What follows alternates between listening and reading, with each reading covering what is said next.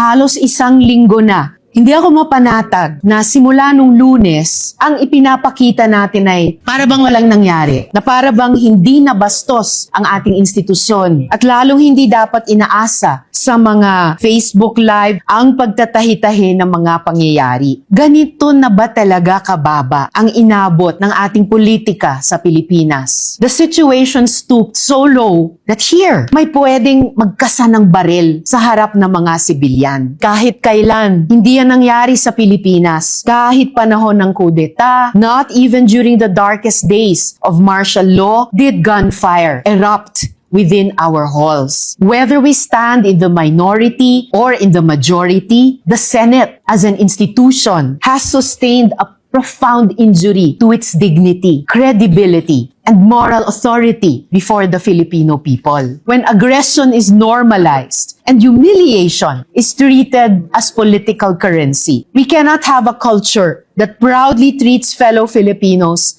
as enemies to be defeated, all in the name of clout. I refuse to believe na tayong mga Pilipino ay mga bulag na sumusunod sa sino mang politiko. I refuse to believe na wala nang natitirang malasakit, hiya o pagmamahal sa bayan. That is why we cannot act as though nothing happened last week. Alam natin ang tama at mali. May we prove worthy of the trust that our people have placed in us. Siguro po para sa inyong mga wala dito. Pero para sa amin na nandito, napakaraming nangyari. Takot na takot po ako na kailangan ko na magpaalam sa mga anak ko.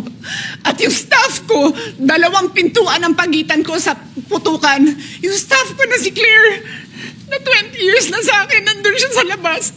She has a 12-year-old son. Kinuwento niya sa akin late na tumatakbo siya, hindi niya alam kung saan siya pupunta.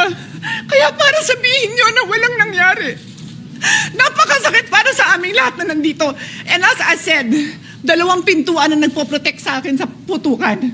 Pero yung media, yung Senate staff, yung hindi naman makauwi dahil sila ang security, sila ang elevator women and boys natin, nandoon po sila. So dear colleagues, napakarami nang nangyari. And one more thing, wala ho akong sinisisi. Pero nung pagkatapos ng lahat, pagtingin ko ng group natin, yung dating majority group, walang ni isa sa inyong nangamusta sa amin. Some of you I've known for 20 years, 10 years, and I didn't even hear any of you say, kamusta na kayo dyan? Napakasakit na sa akin. Sobrang sakit. So yun ang masasabi ko. Yes, I am very ready to share my story, to ask questions. Pero kung wala ho kayo dito, huwag niyong questionin yung mga nangyari sa mga nandito. Dahil nandito kami, kasama ng staff namin, Senate staff. You have your own story, I respect that. But please respect my own story. Thank you. Daytoy adamag, ket isagsagot kada kayo ni Mrs. Aida Ganutis Alexander Tihaway, ken Jasmine Salohalo iti Barangay 20, San Pablo, San Nicolas.